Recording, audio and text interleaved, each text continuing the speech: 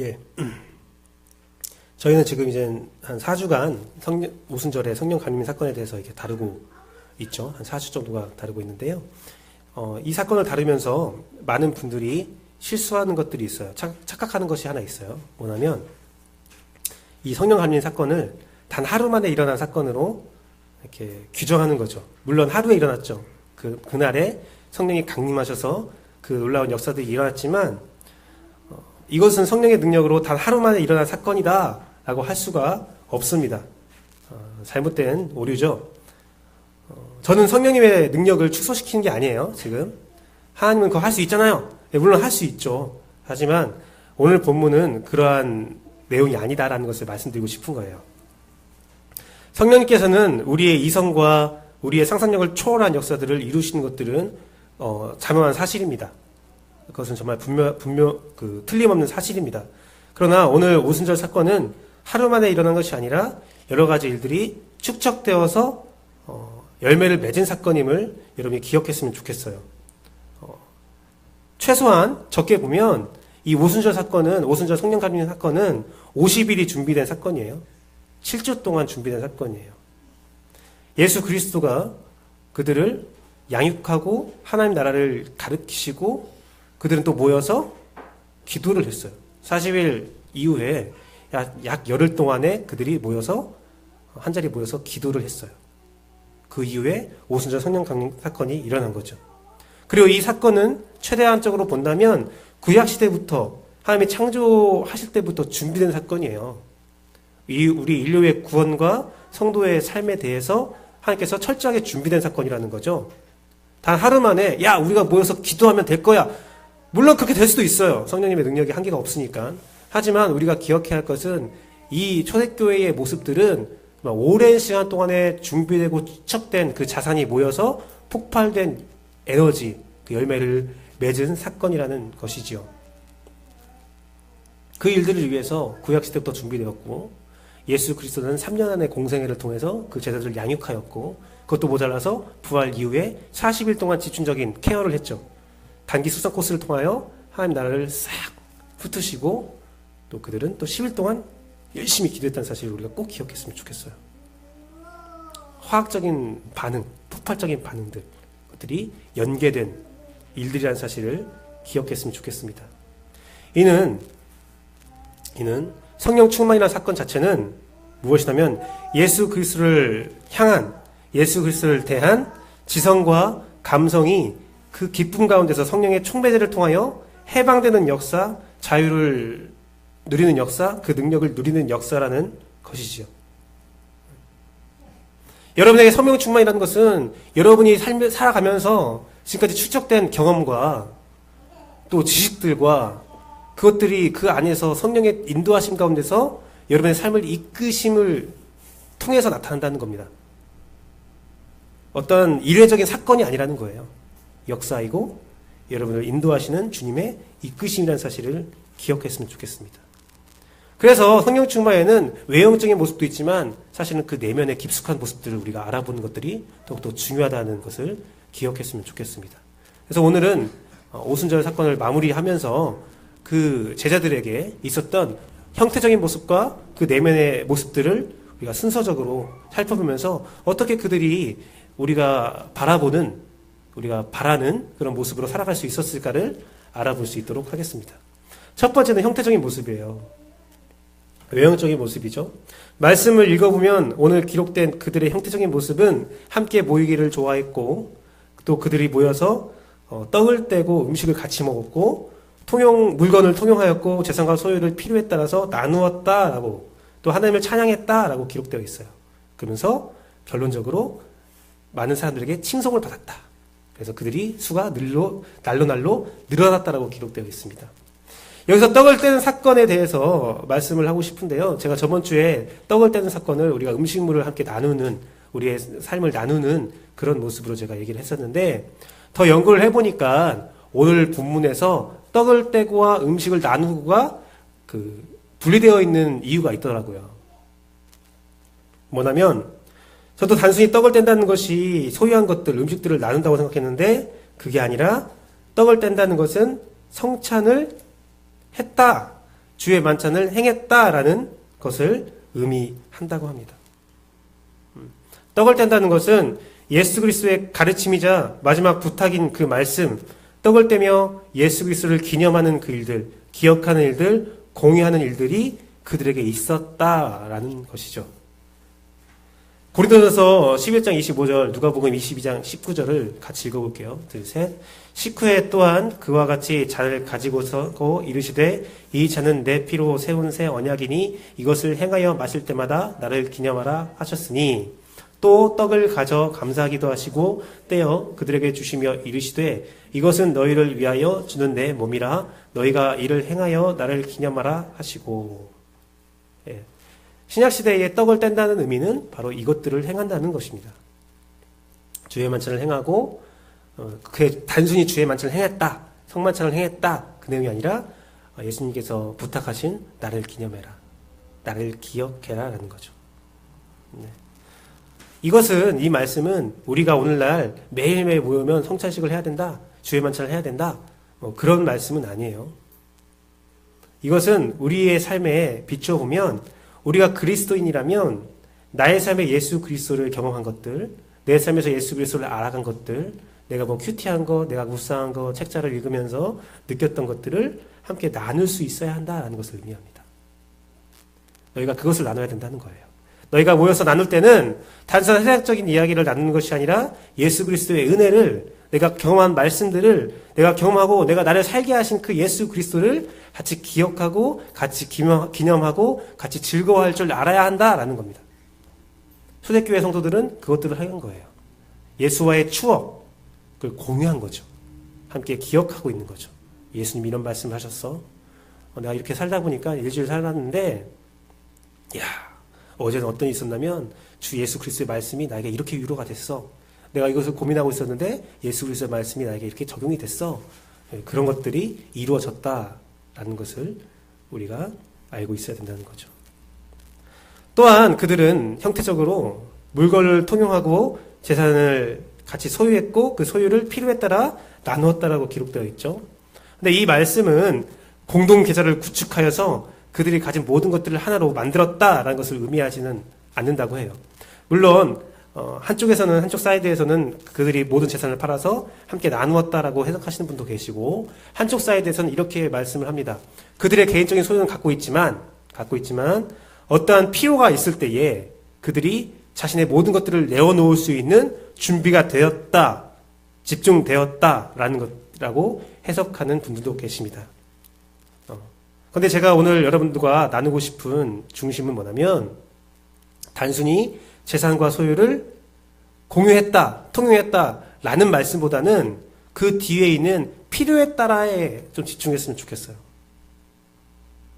목적 없는, 아무런 근거 없는, 이유 없는 나눔이 아니라, 같이함이 아니라 어떠한 목적, 필요에 따라서 자신의 것들을 충분하게 공유할 수 있는 마음의 상태, 그 현태적인 모습들을 여러분이 기념했으면 좋겠습니다. 기억했으면 좋겠습니다. 사실 이 말씀은 이단들이 자주 사용하는 말씀이에요. 이단들이 공동소유를 소유하면서 재산을 다 빼앗으면서 이 말씀을 들이대죠. 성령이 충만하고 우리가 같이 한 가족이 되기 위해서는 각자의 가진 재산이 있어서는 안 됩니다. 근데 문제는 그렇게 모여든 재산을 가지고 그들이 무엇을 하냐가 중요하다는 거예요. 중요한 것은 우리의 재산과 우리의 소유들이 한 곳에 모여져야 된다. 그게 중요한 게 아니에요. 어떤 필요를 채우냐가 중요한 거예요. 이것은 비단 이단에게만 적용되는 말씀이 아니라 오늘날 모든 교회 공동체에 적용되어야 할 말씀이에요. 오늘날 많은 분들이 11조든 감사헌금이든 주일헌금이든 많은 헌금을 내고 작정헌금이든 여러 가지 물질들과 재화들이 모여져요. 작은 교회도 모으고 큰 교회도 모아요. 큰 교회는 어마어마한 물질들이 모아지겠죠. 제가 이런 말도 들었어요. 11조를 계좌이체로 한대요. 그래서 화를 냈어요. 어떻게 계좌이체를 할 수 있어? 막 했는데 대형교회에 심무하시는 목사님의 설명을 들으니까 이해가 되더라고요. 뭐냐면 정말 우리가 상상할 수 없는 그 금액을 버시는 분들이 계세요. 엄청난 돈을 버시는 분 계시죠? 그들 11조를 헌금함에 넣을 수가 없다는 거예요. 계좌이체를 할 수밖에 없다는 거예요. 아, 그런가? 했는데 중요한 것은 우리가 그것들에 신경 쓰기보다는 더 중요한 것은 원래 뭐냐면 그래 그렇게 모아졌다 이거예요. 하나님께서 축복하셔서 그들의 재산이 소유가 통용되고 모아졌다 이거예요. 더 중요한 것은 어떤 필요를 채우냐. 그게 중요한 거거든요. 우리 교회에 모여지는 우리의 재산들, 우리의 소중한 것들이 어떻게 쓰이느냐. 사도행전 오늘 말씀에 가장 중요한 것은 서로 통용했다. 재산을 같이 공동 소유했다. 그게 중요한 게 아니라 그들은 필요를 채웠다라는 거예요. 필요를 채웠다. 그의 필요는 무엇이었겠습니까? 제가 저번 주에 말씀드렸듯이 그들이 베드로의 설교를 통해서 3,000명이 돌아오는 회개하는 놀라운 역사가 있었었는데 그로 인해서 생긴 것이 무엇이라고 했어요? 난민들이라고 했죠. 세계 각지에서 모였어요. 유월절을 지키기 위해서 또한 오순절을 지키기 위해서 모였어요. 모였는데 그들이 베드로의 설교, 성령의 충만한 모습을 보면서 그들도 그들과 함께하겠다, 쟤들도 함께하겠다면서 그 자리에 남았어요. 예루살렘에 남아버렸어요. 그들은 각자의 처소로 돌아가지 않았어요. 그 모든 걸 다 버렸어요. 그 3,000명을 어떻게 감당하느냐. 실질적인 문제에 봉착하게 된 거예요. 그들은 재산을 통용할 수밖에 없었어요. 그리고 놀라운 것은 그 필요를 발견했을 때에 자신의 개인적인 소유를 다 아낌없이 사용할 수 있었다는 거죠. 그들의 배고픔과 그들의 고통과 그들이 이제 장차 겪어야 할 여러 가지 외로움과 어려움과 후회와 그 모든 것들을 알고 있기에 마음속 깊이 함께하였기 때문에 그들은 그 결론을 내릴 수 있었다는 겁니다. 내릴 수 있었던 거예요. 그렇다면 오늘날 교회가 채워야 할 필요는 무엇인가? 이 시대의 문제와 이 시대의 외로움과 이 시대의 고통과 이 시대의 많은 난민들, 물질의 난민이 있을 수도 있고 정신적인 난민이 있을 수도 있겠죠. 그 모든 사람들을 우리가 채워줄 수 있는 일을 해야 된다는 거예요. 우리끼리 잘 먹고 우리끼리 좋게 사는 것이 그 필요가 아니라 하나님의 시선으로 바라볼 때에 주 예수 그리스도가 바라보시는 그들의 고통과 그들의 아픔을 품어줄 수 있는, 해결할 수 있는 그 실제적인 문제점을 해결할 수 있는데 사용되어져야 된다는 것입니다. 또한 이는 우리가 외부로 시선을 돌리는 것도 중요하지만 우리 내부 안에, 교회 안에 우리의 도움이 필요한 자들에게 그 필요가 채워지는데 사용된다는 거예요. 좀 민감한 말씀이지만 이게 쓰면서 그런 생각이 들었어요. 저희 교회, 씨앗침례교회뿐만 아니라 모든 교회에 그런 사역자들을 돕는 문제들이 있잖아요. 딱 필요만 도왔으면 좋겠어요. 필요만. 정말 과도하게 넘치지 않게 했으면 좋겠어요. 좀 어려운 말이고 위험한 말이지만 정말 필요가 무엇인지 우리가 같이 고민하는 교회가 됐으면 좋겠다는 말입니다. 정말 필요한 사람. 우리가 매년 예산을 결정하잖아요. 매년 결정하는데 내년 예산을 결정할 때 2017년도는 이렇게 지나가지만 2018년도 예산을 결정할 때가 됐을 때 우리가 이 마음을 계속 품고 같이 기도했으면 좋겠어요. 그래서 정말 우리의 물질이 정말 필요한 사람에게 사용되는 방법이 무엇일까를 함께 고민하고 하나님의 시선이 우리 안에 어디에 있는지를 정말 결정할 수 있고 그렇게 행할 수 있는 여러분이 되기를 소망합니다. 네. 그것들을 우리의 도움이 필요한 자를 찾고 그 도울 준비가 성령의 인도함 가운데 충만한 교회가 되기를 소망합니다. 또한 그들은 함께 음식을 먹으면서 하나님을 찬양했다고 기록되어 있습니다. 외형적인 모습에 그들은 함께 음식을 먹고 하나님을 찬양했다고 기록되어 있어요. 이것은 일반적으로 우리가 생각하는 순수한 교제와 어울림을 의미하죠. 그냥 같이 논 거예요. 같이 즐겁게 논 거예요. 우리 안에는 그런 것도 필요합니다. 왜 이렇게 교회가 놀려고만 해? 노는 게 필요하죠. 우리 안에 같이 교제하고 서로 성도 간에 삶을 나누는 거 굉장히 중요하죠. 그런데 중요한 다른 점이 있죠. 세상과 다른 점이 있죠. 뭐냐면 하나님을 찬양했다는 거죠. 우리의 만남은 하나님을 찬양할 수 있는 그런 아름다운 만남이 되어야 된다는 거예요. 놀라운 사실은 그들이 모임이 성전에서도 모였고 각자의 집에서도 모였다는 거죠. 사실 이러한 삶은 쉽지 않아요. 제 어렸을 때 기억에 그런 일이 많은데 우리 집은 그런 일이 많았어요. 아버지가 그 지휘자를 하셨거든요. 요즘에는 이제 유상으로 지휘자를 하시는데 우리 아버지는 다 무상으로 십몇 년을 하셨던 것 같아요. 근데 그 지휘를 하시는데 성가대를 지휘하시는데 성가대에 부부들이 많잖아요. 그래서 그 성가대들을 되게 대접하는 일들을 많이 하셨어요. 저희 어머니가. 옛날에는 그랬어요. 뭐 생일잔치를 한다거나 뭐 대접한다고 하면 집에서 다 음식을 준비하고 막 부랴부랴 했거든요. 저는 막 그릇 닦고 있고 설거지하고 있고 막 했었는데 쉽지 않아요. 진짜. 저희 집에 면기 있잖아요. 면기라고 하잖아요. 그 그릇이 한 30개 정도 있었어요. 그릇 창고가 따로 있었는데 그때 기억에 제가 정말 충격적인 기억이 저희 아파트 현관에 그날 이제 성가대원들을 대접을 하겠다는 거예요.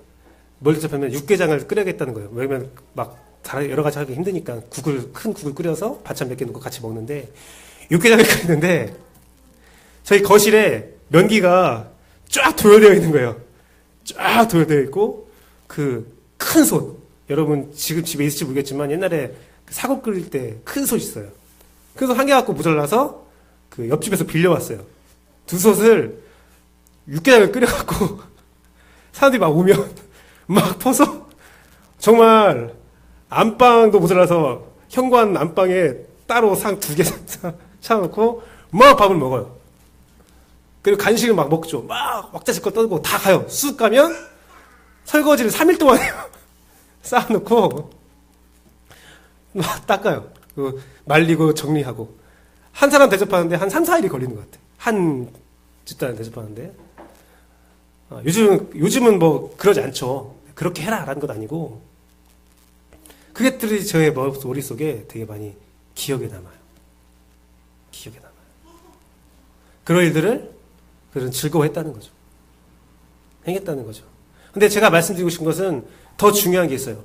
저는 그때 몰랐어요. 그때는 그게 그냥 육체적으로 힘든 일이지라는 생각했어요. 그런데 제가 결혼해보니까 알겠더라고요. 결혼해보니까 가정을 공개한다는 것이 얼마나 어려운지 알겠더라고요.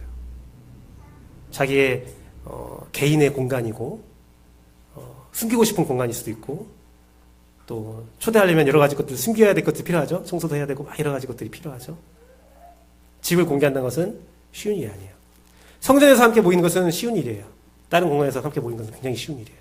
하지만 집을 통행했다는 것은 굉장히 어려운 일이거든요. 그만큼 마음이 열렸다는 말이거든요. 그만큼 한 가족이 되었다는 말이거든요. 네. 초대교회의 모습은 그러한 모습을 행했다는 거예요. 그 쉽지 않은 일을 하는데 더 쉽지 않은 일을 이들은 또 해냈어요. 성령님께서 인도하신 거지만 어떤 일을 해놨냐면 그 일들이 온 백성에게 칭송을 받았다라고 되어 있어요. 오늘날 기독교가 제가 오늘 말했던 형태적인 모습들 다 가질 수 있어요. 그렇죠? 다 가질 수 있어요. 형태적인 모습들. 떡을 떼고 예수 그리스도를 나누고 음식을 같이 먹고 함께 재산을 통용하고 필요를 채워주고 여러 가지 일을 할 수 있어요. 근데 이 마지막 일들은 정말 어려운 일이 하나 있는데 뭐냐면 온 백성의 칭송을 받았다라는 거예요. 마틴 로이더 존스 목사는 이것을 걸고 넘어졌어요. 우리가 어떤 일을 한다 할지라도 다른 백성들에게 세상 사람들에게 칭송받지 못한다면 우리는 그리스도인이 아닙니다라는 말을 했어요. 오늘날 우리가 그 모든 것들 다 행해도 세상 사람들이 뭐라고 합니까? 야, 기독교인들은 자기들끼리 즐거워. 자기들끼리 좋아. 그게 아니었다는 거예요. 제가 정말 충격적인 사실이에요. 사실 이것은요, 한 5년, 10년, 한 7년 정도에 이렇게 일이 이루어졌어요. 제가 7년 전에 학생들 앞에 설교할 때 제가 예로 뭐라고 했냐면 세상 사람들이 교회에 바라는 것들이 있다는 것이 우리에게 희망이라는 말을 설교를 한 적이 있었어요. 뭐냐면 사람들이 야 교회 왜 그래? 교회가 왜 그래? 라고 말하면서 한편적으로는 그들이 어떤 생각을 갖고 있었냐면 교회는 그래서는 안 돼. 교회는 공의적인 곳이야. 교회는 세상에 칭송받는 곳이야 라는 사실을 세상 사람들이 인지하고 있었다는 거예요. 교회는 착한 일을 하고 있어. 교회는 좋은 곳이야 라는 것을 인지하고 있었다는 거예요. 근데 요즘에 어떻습니까? 그런 인지가 사라졌어요. 되게 슬픈 일이에요. 굉장히 위험한 일이고 이제 우리에게는 경계되어야 할 일이에요. 이 모든 것들이 우리만 즐겁자고 하는 것이 아니라 온 백성의 칭송받는 일로 돼야 돼요. 여러분 삶 한번 돌아보세요. 여러분 삶 한번 보세요. 내가 온 백성에게, 세상 사람들에게 가장 칭송받지 못할 환경이 어디인가? 그런 말이 무엇인가? 그런 모습이 무엇인가? 그렇다면 그것을 고칠 수 있도록 노력해야 돼요. 저는 설교를 쓰면서 한 가지를 지켜지지 않을지도 모르지만 한 가지를 결심했습니다. 차 안에서 욕하지 않기. 운전할 때는 정말 힘들더라고요. 운전할 때는 정말 힘들어요. 운전할 때는 특히 누구 태우면 그래도 덜해요. 근데 나 혼자 있을 때는 정말 갖은 욕을 할 때가 있어요. 여러분들 상상할 수 없는 저는 그런 경험이 있기 때문에, 과거에 입에 욕을 달고 다녔던 경험이 있기 때문에, 운전할 때 막 이상하게 운전할 때도 있어요. 막 빨리 가야 할 때 느리게 간다거나, 갑자기 끼어든다거나, 막 나한테 거친 그 운전을 나에게 시전한다거나 하면 막 나와요. 막 특히 혼자 있을 때는 막 이런 막 하면서. 근데 그런 모습까지 고쳐질 수 있으면 얼마나 좋을까. 꼭 하고 나서 또 하거든요. 그런데 중요한 건 뭐냐면, 혼자 있을 때 그런 일들이 일어나잖아요. 반드시 여러 명 있을 때 드러나게 되어 있어요. 반드시 드러나게 있어요. 여러분들이 이 형태적인 모습들을 보면서 내 형태적인 모습들을 고쳐야 할 것이 무엇일까를 기도해보고 조금씩 고쳐지기를 원합니다. 또 한 가지 우리가 생각할 것은 우리의 삶의 공동체, 우리 삶의 나눔이 어디까지 와 있는가를 좀 생각해봤으면 좋겠어요. 우리 교회에 식사 이후에 삶의 나눔을 하는데 우리의 삶의 나눔은 어느 영역에 와 있는가? 우리가 그냥 한 자리에 모여서, 성전에 모여서 함께 음식을 나누고 즐거움을 나누는 거기까지인가? 아니면 하나님을 찬양하는 모임에 와 있는가? 아니면 거기서 끝난 것이 아니라 우리의 삶의 나눔이 정말 예수 그리스도 떡을 떼는 성찬식에 대한 삶을 나누고 예수 그리스도의 경험을 나눌 수 있는 모임까지 와 있는가?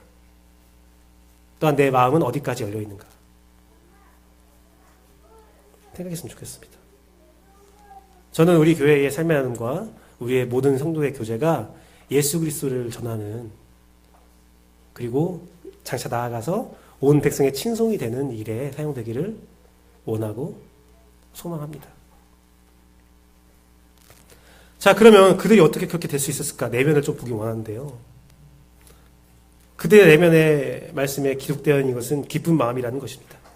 그들의 처음에는 이랬어요. 두려움이 있었다고 했어요. 두려움이 있었다고 시작돼요. 말씀이 그들이 두려워하였더라. 그런데 그들이 어떻게 점점 변했냐면 기쁨으로 라는 말로 표현됩니다.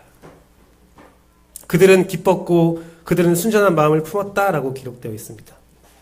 이 모든 것들을 기쁘고 순전한 마음으로 행했습니다. 여러분, 충격적인 말로 또 한 가지 말씀드리면, 여러분 기쁨이 아니면 물이 되어서 행하지 마세요. 교회 안에서 봉사, 사역, 여러 가지 것들이 있어요. 우리가 해야 할 일이 있어요. 근데 그것이 기쁨이 아니라면 하지 않아도 괜찮습니다. 말씀드린 거예요. 저는 이것이 좀 기쁘지 않습니다. 그러면 우리들이 또 준비하고 기다려주고 그 기쁨이 될 수 있도록, 좋은 거라면 기쁨이 될 수 있도록 우리가 함께 노력해야 할 필요가 있는 거지, 그들을 기쁘지 않아도 하세요, 하다 보면 기쁠 거예요, 그것은 잘못된 거라는 겁니다. 제가 이렇게 말하는 것은 이제 우리 교회는, 우리 성도들은 도전하지 마라, 훈련받지 말라, 우리가 성장하지 말라, 그 말을 하는 것이 아니에요. 다만 무리해서 행하는 것은 하나님이 원하시지 않으시니 우리가 무리해서 행하는 것이 아니라 예수 그리스도를 향하는 마음이 충만해져서 순전하고 기쁜 마음으로 그 일들이 행해지기를 원한다라는 겁니다. 여러분, 일이 목적이 돼서는 안 돼요. 어떠한 결과가 목적이 돼서는 안 돼요. 우리가 형태적인 모습들을 배웠어요. 야, 이런 형태적인 모습들을 우리가 갖춰야 되지 않겠냐? 그것이 목적이 돼서는 안 돼요. 그들이 왜 그런 형태적인 모습을 가질 수 있었냐? 그 내면을 알고 그 내면이 내 것이 되는 게 중요해요. 그 내면이 내 것이 되면 형태적인 모습은 자연스럽게 나올 수밖에 없다는 거죠. 마음이 움직이지 않는 한 여러분, 그 행동을 잠시 멈추시고 그 마음을 놓고 기도하는 것이 여러분 신앙에 이득이 되고 옳다는 것입니다. 여러분의 힘으로 하는 것이 아니에요. 성령의 충만한 인도함 가운데 행해져야 되는 거예요.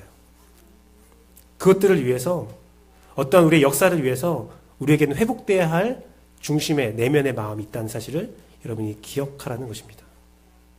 찰스 스퍼천 목사는 성령 충만에 대해서 이런 충고를 했어요. 그 충고를 여러분이 묵상했으면 좋겠는데요. 부두에 넘어진 배를 바다에 띄우는 방법이 뭐가 있느냐? 어떤 방법이 있느냐라고 물어봤을 때 두 종류의 방법이 있다는 거죠. 하나는 그 넘어진 배를 끌어서 바다에 띄우는 거예요. 하지만 그렇게 되면 어떻게 됩니까? 배는 상해요. 배 바닥이 땅에 긁히게 되죠. 그리고 많은 힘이 필요해요. 하지만 그 배를 또 띄우는 방법이 하나 있는데 뭐가 있냐면 썰물을 기다리는 거죠. 썰물인가 밀물인가? 갑자기 헷갈리는데? 예? 밀물이에요? 아, 밀물이네요. 죄송해요. 밀물을 기다리는 거죠. 썰물을 기다리면 안 되겠네요. 밀물을 기다리는 거죠. 그 배가 부두에서 넘어졌다는 것은 뭐예요? 뭘 의미해요? 거기에 물이 있었다는 거예요. 그 배가 스스로 들어오지 않았을 거 아니에요. 그 배가 그 자리에 올 수 있었던 바닷물이 있었다는 거죠. 밀물대는 들어와 있다는 거예요. 그러면 찰스 스퍼전이 말하는 성령 충만이란 무엇이냐, 인도함이란 무엇이냐, 그 밀물을 기다려주는 거라는 거예요. 그가 물이 빠져서 그의 삶의 고난 때문에 어떤 이유 때문에 모르겠지만 물이 빠져 있어서 배가 넘어져 있어요. 그럼 우리는 어떻게 합니까? 저 배를 끌어야 되는데, 쟤는 저런 능력이 있는데, 쟤는 그런 은사가 있는데, 쟤는 충분히 할 수 있는 사람인데 하면서 막 끌어요. 그러면 그의 마음에 상처가 된다는 거예요. 배에 띄울 수도 있겠죠. 하지만 그 상처는 지울 수 없다는 거죠. 오히려 그가 배에 넘어졌다면 제 역량이 있는데, 제 그렇게 할 수 있는데, 제 충분한 능력이 있는데 그 안타까운 마음을 가지고 기도해 주라는 거예요. 하나님, 성령의 충만함에 민물이 그의 삶에 있어서 다시 그 배가 뜰 수 있게 해달라고. 그러면 그렇게 뜬 배는 상처 없이 더 큰 바다로 나아갈 수 있는 거죠. 그들의 내면. 어떻게 초대 성도들이 이렇게 할 수 있었느냐? 그것은 그들이 성령 충만했기 때문에 그래요. 그러면 우리가 성령 충만하지 못한 애들이 우리 초대교회처럼 돼야 돼. 막 하려면 안 된다는 거죠. 제가 말씀드렸잖아요. 그들은 하루 만에 일어난 사건이 아니라 최소 50일 동안 준비되었고 예수 그리스도의 3년 동안에 예비되었고 구약 시대부터 준비됐던 그 모든 것들이 한 자리가 되어서 하나가 되어서 일어난 사건이라고 제가 말씀드렸잖아요. 우리에게 시간이 필요해요. 여러분에게는 시간이 필요해요. 그 시간 동안에 민물이 들어오는 것을 기대하고 간구하고 여러분이 상처 없이 바다에 나갈 수 있는 그런 은혜를 축복하고 기대합니다. 그런 일이 여러분 가운데 있었으면 좋겠어요. 저는 여러분들을 이런 말씀을 하나 드리고 싶어요. 여러분들에게 이런 말씀 드리고 싶어요. 여러분 자신을 볼 때 여러분은 시선으로 바라보지 마세요. 예수 그리스도의 시선으로 바라봤으면 좋겠어요. 지금 예수 그리스도는 어디 계십니까? 지금 예수 그리스도는 여러분과 함께하고 있지만 예수 그리스도는 하늘나라에서 천국에서 여러분을 바라보고 있거든요. 천국에 있는 예수 그리스도는 천국의 시선으로 여러분을 바라보는 거예요. 천국에 오셔서 여러분이 완전한 육체의 불완전한 육체의 것을 벗어버리고 완전한 육체가 된 천국에 있는 상태의 여러분을 보고 있는 거죠. 여러분을 놀라운 가능성으로, 놀라운 축복의 눈으로, 여러분을 대단한 사람으로 예수님은 바라보고 있는 거예요. 그렇기 때문에 여러분도 여러분 자신을 정말 대단한 사람으로 바라봤으면 좋겠어요. 여러분의 능력을 바라봤으면 좋겠어요. 여러분이 지금 부두에 넘어져 있지만 난 넘어질 배가 아니라 저 대항해를 항해할 배로 봤으면 좋겠어요. 대신에 항해할 수 있도록 민물을 기대하고 기도하는 여러분 되기를 소망합니다. 그런 마음. 초대교회 사람들은 그 마음을 하나로 품었다는 거죠. 그 마음을 같이 품었다는 거예요. 마지막으로 그 깊은 내면인데요. 그 깊은 내면. 오늘 그들이 그렇게까지 할 수 있었던 것은 그들의 그 내면들을 함께 했다는 거죠. 그 마음을 나눴다는 거죠. 오늘 성경에는 어떻게 기록되어 있냐면 그들은 날마다 마음을 같이 하였다라고 기록되어 있어요. 마음을 같이 한 거죠. 마음이 하나가 된 거죠. 그 마음을 순전한 마음이라고 했거든요. 순전한 마음. 그 그 순전함이라는 것은 무엇이냐면 순전이라는 뜻은 순수하다는 거예요. 다른 것들이 섞이지 않았다는 거예요. 그들의 마음은 하나로 순전했는데 다른 것들이 섞이지 않았는데 무엇으로 순전할 수 있을까? 우리 기독교인들의 마음이 무엇이 되었을 때에 그 마음에 무엇이 채워졌을 때에 순수한 마음으로 순전한 마음으로 하나가 될 수 있었을까? 그것은 예수 그리스도죠. 예수 그리스도. 우리 안에 다른 것들이 있다면 우리는 순전할 수 없어요. 하나가 될 수 없어요. 하지만 우리 안에 예수 그리스도라는 동일한 경험이 있고 동일한 마음이 있다면 우리는 순전하게 하나가 될 수 있어요. 그들은 예수 그리스도를 깊이 생각했기 때문에 그들은 한 마음을 품을 수가 있었습니다. 네. 여러분, 마음을 나누는 일, 또한 재산을 나누는 일, 무언가를 함께하는 일에 가장 중요한 게 뭔지 아세요? 가장 필요 조건이 뭔지 아세요? 잘 줄 수 있는 마음도 있어야죠. 하지만 잘 받는 마음도 필요해요. 제가 오늘 충격적인 것을 많이 말하는데 충격적으로 제가 경험했던 것이 봉사활동에서 경험했던 것이 있어요. 노숙자를 돕는 일들이 있어요. 노숙자를 돕는 일들이 있는데 노숙자들이 도움을 받을 때에 두 가지 마음을 품는다고 합니다. 첫 번째 마음은 고마운 마음이죠. 고마워요 하는 마음을 품어요. 두 번째는 당연하지 라는 마음을 품을 때가 있대요. 네가 날 돕는 건 당연한 거야. 넌 많이 있잖아. 넌 많이 가졌잖아. 근데 그 두 마음의 차이는 뭐냐면 돕는 자가 어떤 마음을 품고 도와주느냐라는 거죠. 노숙자의 시선으로 도와주는 사람에게는 감사한 마음을 품고 나는 노숙자를 도울 사람이야 라는 좀 계급적인 마음으로 돕는 사람에게는 당연하지라는 마음을 품다는 거예요. 노숙자를 안아주고 그들에게 먹을 걸 채워주고 그들에게 옷을 채워주는 것이 중요한 게 아니라 그들의 마음의 상처를 치유하는 것이 중요하다는 것을 이해한 사람은 그들의 시선으로 채워주고 그걸 이해하지 못한 사람은 자기들의 시선에서 채워주는 거예요. 나눠준다, 마음을 같이 한다, 통용한다 라는 것은 같은 마음을 품었을 때 가능하거든요. 제가 이 생각을 해봤어요. 우리가 막 나눠주는데 잘 받지 못한다면 그것이 무슨 의미가 있겠는가.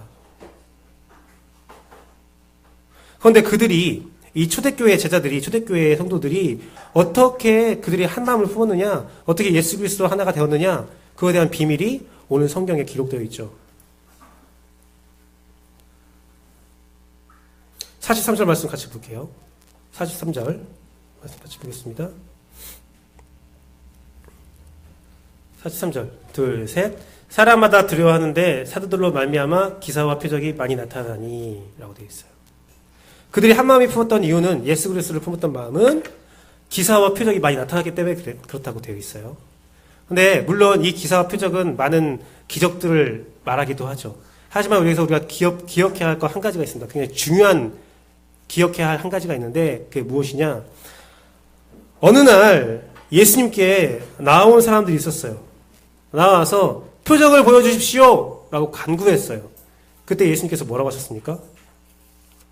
나는 요나의 표적 외에는 너에게 보여줄 게 없다라고 말했어요. 여러분, 성령님이 지금도 병을 치료하고 많은 기적과 표사를 우리에게 보여주고 있습니다. 그 목적이 무엇인 줄 아세요? 예수를 드러내는 거예요. 즉 오늘 사도들이 말한 표적과 기사가 많이 나타났다. 그것은 뭐냐면 예수 그리스도 그 부활, 그 죽음, 그 십자가가 그들에게 많이 나타났다는 것을 의미합니다. 그것이 보여졌다는 것이죠. 초대교회 성도들은 예수 그리스도에 대한 같은 경험이 있었어요. 예수 그리스도의 죽음을 받고 부활을 보았어요. 목격했어요. 그 마음 상태로 순전해졌어요. 그렇기 때문에 그들은 필요를 나눌 수 있었고 필요에 따라 소유를 나눌 수 있었고 마음과 행동이 하나가 될 수 있었어요. 사도들은 표적과 기사를 통해서 끊임없이 부활의 신앙, 예수 그리스도의 메시아 되심 그것들을 선포했어요. 선포하고 또 선포했어요. 근데 우리가 어찌하였고 두려워하는 자들에게 너희가 구원받을 수 있다는 사실을 끊임없이 간구했어요. 즉 그들이 자신의 소유를 잘 나눠줄 수 있었던 이유는 잘 받은 자기 때문에 그래요. 예수 그리스도를 통하여 자기의 가장 필요한 부분을 채움받았기 때문에 죽음 이후에 영원한 생명을 얻었기 때문에 인류 문제의 가장 큰 문제인 죽음을 극복했기 때문에 그들은 모든 것들을 나눌 수 있었어요. 통용할 수 있었다는 거죠. 여러분, 오늘날 사람들을 볼 때 저는 어떻게 표현하면 난민들이라고 표현해요. 다 난민이에요. 어떤 난민이냐? 행복을 찾아 떠나는 난민들이에요. 그들은 각자의 답을 찾아요. 내 행복의 난민인데 내가 뭘 하면 행복할까? 돈이 많으면 행복할 것 같아. 물질이 많으면 행복할 것 같아. 권력이 있으면 행복할 것 같아. 내가 높은 보좌에 앉으면 행복할 것 같아. 그래서 행복을 찾아 헤매죠. 떠나고 있죠. 난민들이죠. 하지만 우리는 어떻습니까? 그리스도인이라는 것은 그리스도의 항구에 정착한 사람들이에요. 그리스도의 항구에 이곳에 내 행복이 있다는 것을 알고 그곳에 정착한 사람들이에요. 세상 사람들은 늘 불안해요. 난민이기 때문에 그래요. 정착하지 못했기 때문에 그래요. 소유했다고 생각하는데 더 큰 것들이 보이기 때문에 그래요. 제가 이번 주 새가족반과 또 1대1 성경 공부를 하고 있는데 그때 하면서 이런 말을 했어요. 이건희가 행복할까요? 이건희는 우리를 바라보지 않고 빌 게이츠를 바라보고 있습니다. 아무리 돈이 많은 사람도 자기보다 돈 더 많은 사람들을 바라보면서 불행해할 수밖에 없어요. 끝이 없거든요. 하지만 그리스도인이 행복할 수 있는 이유는 딱 한 가지입니다. 모든 사람에게 공평한 죽음이 문제가 해결됐기 때문이죠. 그들은 생각했을 거예요. 내가 이렇게 많은 걸 받았으니 내가 행복하니 내 소유를 나눠줄 수 있는 거죠. 필요에 따라서요. 또한 그 가운데는 또 믿음이 있는 거죠. 우리 불안감이 그것들을 못하게 하거든요. 내가 저 사람의 필요를 채워줬을 때 내가 필요할 땐 어떻게 하지? 근데 그들은 믿고 있는 거죠. 내가 저 사람의 필요를 채워줄 때 만약 내가 필요한 순간이 된다면 저 사람들이 나를 도와줄 수 있어. 도와줄 거야 라는 확신과 믿음이 함께 했다는 거죠. 그렇기 때문에 그들은 기꺼이 즐거이 나눌 수가 있는 거죠. 주 안에 내 것이 충만하니 내가 나눠줄 수 있다는 것을 갖고 있는 거죠. 말씀을 맺도록 하겠습니다. 오늘 우리는 그들의 형태적인 모습과 내면과 더 깊은 내면까지 들어가 봤습니다. 형태적인 모습들을 보면서 또한 내면에 그들이 어떤 마음을 갖고 있구나, 기쁨과 순전한 마음이 있었구나, 그리고 더 깊은 내면에는 그 안에 예수 그리스도가 있었구나 라는 것을 돌아봤습니다. 온 백성의 칭송을 받는 일, 나누고 착한 삶, 필요를 채워주는 공의로운 삶, 이것들이 열매로 나타나지만 이것이 가장 최종적인 열매, 우리가 가져야 할 열매는 아니었다는 거죠. 이것은 표면이고 현상일 뿐이라는 거예요. 우리가 이 표면과 현상에 집중하는 경향이 있는데 우리가 집중해야 될 것은 이 표면과 현상이 아니라 기쁜 마음과 또 순전한 마음도 아니라 뭐냐면 예수 그리스도였다는 거예요. 여러분이 예수 그리스도를 집중하신다면, 예수 그리스도가 여러분 마음에 충만하다면 여러분 마음에 기쁨과 순전한 마음이 충만해지고 우리 공동체가 기쁘고 충만한 공동체가 돼요. 그리고 그렇게 된다면 우리 공동체가 떡을 떼고 음식을 나누고 모이기에 힘쓰고 온 세상에 칭송받는 공동체가 되는 거죠. 왜 우리가 마음을 나눠야 하느냐? 왜 우리가 하나가 되어야 되느냐? 왜 우리가 예수 그리스도를 집중해야 되느냐? 왜 우리가 초대교회 같은 모습을 살아야 하느냐? 그리고 우리가 어떻게 하면 그렇게 할 수 있느냐? 오늘날 많은 교인들과 많은 교회들은 그것을 질문합니다. 질문하죠. 그 질문에 답을 찾으려고 하죠. 저도 똑같은 질문을 한번 던져봅니다. 근데 이번 주에 묵상하면서 그 질문 던졌을 때에 초대교회 사람들이 대답하는 말은 대답이 아니라 질문이 올 것 같다는 생각이 들었어요. 내가 초대교회 베드로나 초대교회 그런 성도들에게 앞에서 여러분, 당신은 어떻게 그렇게 할 수 있었어요? 당신은 어떻게 그렇게 다 통용할 수 있었어요? 나눌 수 있었어요? 물어보면 그 사람이 이렇게 말할 것 같아요. 왜 못해요?